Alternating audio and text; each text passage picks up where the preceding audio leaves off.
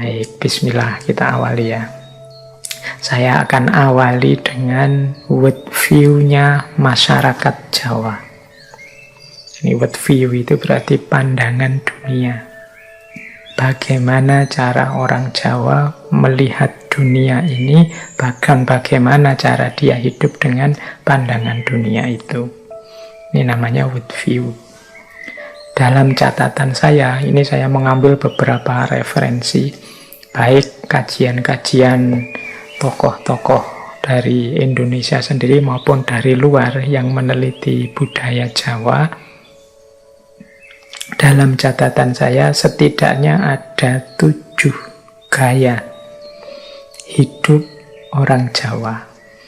Yang ini bisa dikatakan world view-nya. World view itu cara orang Jawa melihat dunia.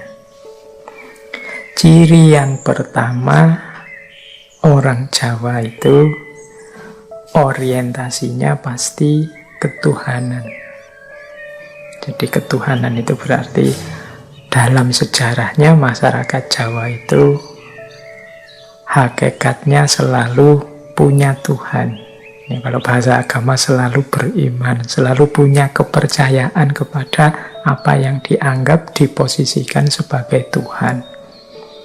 Bahkan sejak sebelum masuknya agama-agama yang kita kenal hari ini, masyarakat Jawa itu sudah punya keyakinan adanya sesuatu yang maha besar, maha luar biasa yang hari ini kita sebut Tuhan. Jadi world view masyarakat Jawa yang pertama itu world view ketuhanan. Makanya kita punya Pancasila yang sila pertama itu ketuhanan, yang dalam sejarahnya selalu kita diceritai bahwa Pancasila itu digali dari budaya bangsa kita sendiri. Ya tidak salah, karena memang misalnya masyarakat Jawa ini basis hidupnya sejak awal ya ketuhanan ini. Jadi kalau mengikuti basis worldview kita, ya orang Jawa itu ya rasanya tidak pantas, tidak sesuai kalau dia misalnya punya gaya ateis, apa punya gaya agnostik, anti Tuhan. Itu rasanya tidak nyambung dengan identitas genuinnya yang dulu dikembangkan oleh nenek moyang bangsa Jawa, yang selalu saja percaya pada Tuhan dan berketuhanan. Ini ciri yang pertama.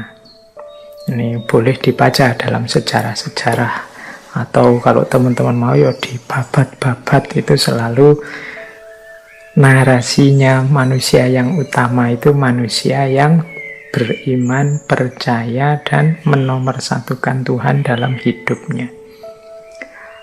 World view yang kedua, ini saya pakai istilah takdir. Biasanya di serat-serat, di babat-babat itu pakai istilah rilo dan rimo. Jadi orang Jawa itu menyikapi apapun yang terjadi, fenomena apapun yang oleh Allah ditakdirkan muncul untuk diterima dan direlakan. Jadi ini pandangan, ya kalau dalam bahasa agama jadinya pandangan tentang takdir, tentang kenyataan hidup. Banyak kalau teman-teman menggali serat, menggali babat-babat, menggali naskah-naskah kuno, itu banyak sekali anjuran untuk rilo dan nerimo. Jadi rela dan menerima apapun keputusan Tuhan terhadap hidup ini. Ini mungkin perlu dilanjutkan, rela dan nerima ini bukan berarti pasrah diam saja. Rela dan nerima ini mungkin lebih pasnya diartikan sebagai pengakuan terhadap kenyataan yang memang sudah terjadi. Banyak orang yang menyangkal, denial. Jadi denial itu misalnya sudah jelas dia sakit, tidak mau ngaku dia sakit. Akhirnya karena tidak ngaku sakit, tidak mau berobat. Ya akhirnya sakitnya tambah parah. Ini namanya denial, orang yang menyangkal kenyataan. Sudah jelas salah, tidak mau ngaku salah. Nah, itu biasanya terus ya tidak mungkin ada perbaikan, wong dia tidak mau ngaku salah. Jadi kalau lemah ya ngaku saja lemah, tapi kan bukan berarti terus pasrah saja. Ketika sudah menerima kenyataan diri, wah saya ini lemah, berusaha untuk jadi kuat. Wah saya kok salah ya. Diakui bahwa saya ini memang salah, tapi kemudian berusaha untuk memperbaiki diri. Jadi menerima situasi, rela dengan situasi bukan berarti pasrah, tidak mau berjuang lagi. Ini dua hal yang berbeda. Jadi aspek worldview yang kedua ini adalah idealisme orang Jawa untuk selalu nerimo dan relo. Kita terima dulu, kita akui dulu kenyataan hidup kita. Baru setelah itu kita idealkan, kita rumuskan targetnya mau kemana. Nah, itu ciri yang kedua.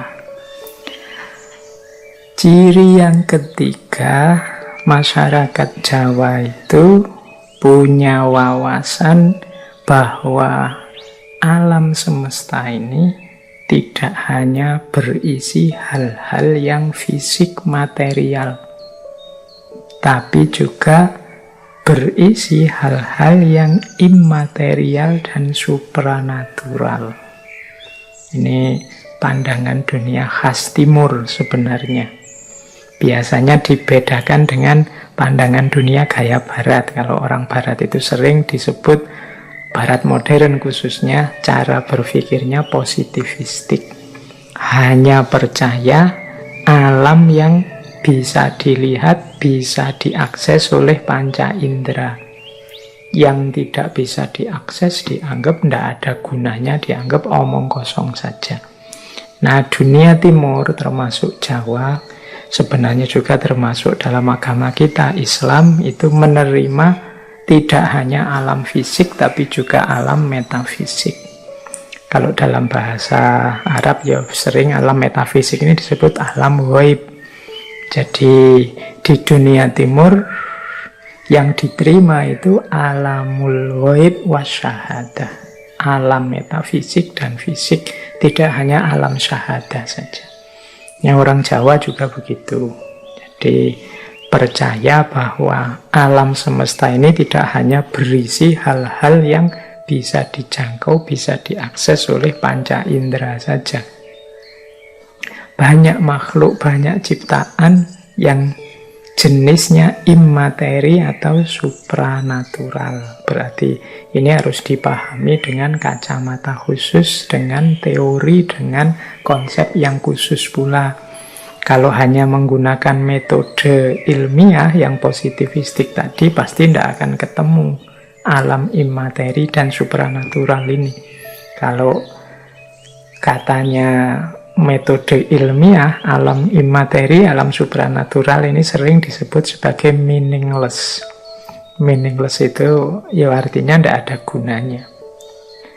Nah, yang keempat, masyarakat Jawa itu kecenderungannya tidak hanya suka pada yang formalistik atau ritual-ritual, aktivitas-aktivitas fisik saja, tapi menyukai juga hal-hal yang sifatnya dalam, aspek rasa, aspek hakikat, nah, yang sejenis-jenis ini.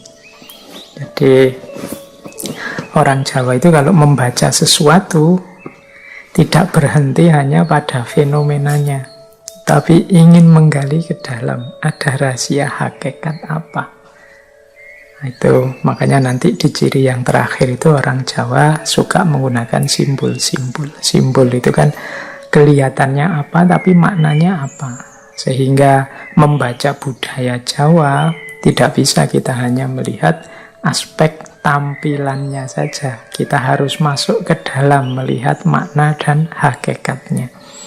Karena seringkali yang tampilan itu sifatnya simbolik. Simbolik itu kan berarti hanya simbol yang itu ada maknanya.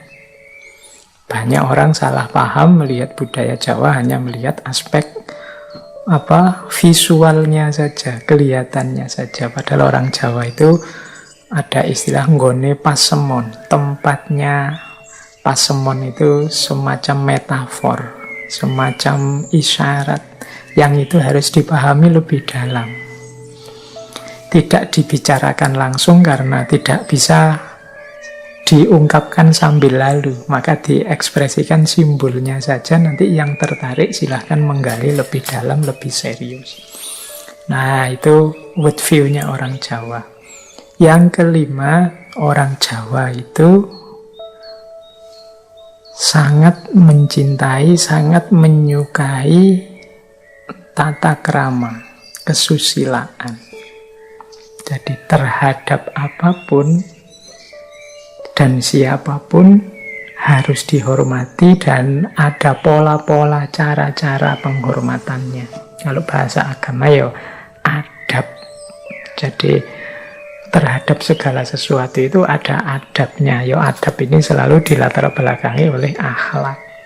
Makanya tema kita bulan ini gitu kan, saya menyebutnya akhlak terhadap alam. Jadi perilaku kita di hadapan alam. Nah, ini orang Jawa biasanya manifestasinya ya perilaku-perilaku yang menggambarkan kesusilaan, toto kromo, subosito, dan yang sejenis itu.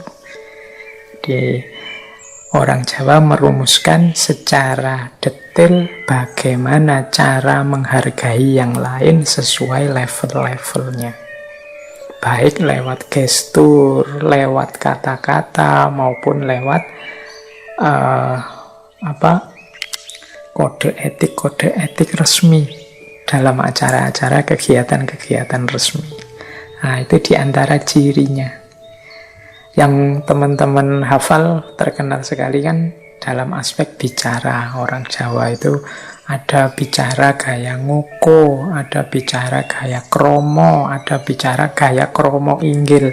Ini kan berbeda objek yang dihadapi, berbeda cara penghargaannya. Ini jadi world view gaya Jawa yang kelima itu aspek kesusilaannya. Kemudian yang keenam, orang Jawa itu suka kebersamaan, gotong royong, guyub rukun. Yang penting ngumpul bareng-bareng, rukun, seneng susah bersama. Makanya teman-teman mungkin sering dengar ada peribahasa mangan ora mangan ngumpul kan gitu. Jadi itu maksudnya kita sedang sedih atau sedang susah, sedang gembira atau sedang berduka, ayo bareng-bareng.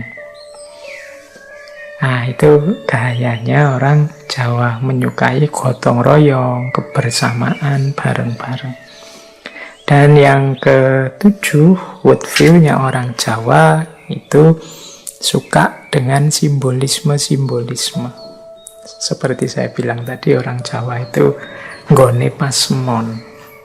Kadang-kadang ingin mengungkapkan sesuatu pakai isyarat-isyarat. Ingin menyatakan sesuatu menggunakan simbol-simbol. Ini banyak dulu dilakukan oleh nenek moyang kita, termasuk para wali ketika mengajarkan Islam pada masyarakat. Itu kan juga pakai simbol-simbol, karena mereka tahu orang Jawa itu tempatnya simbol-simbol. Jadi tidak bisa ekspresi-ekspresi budaya Jawa itu hanya dibaca di level tampilannya saja.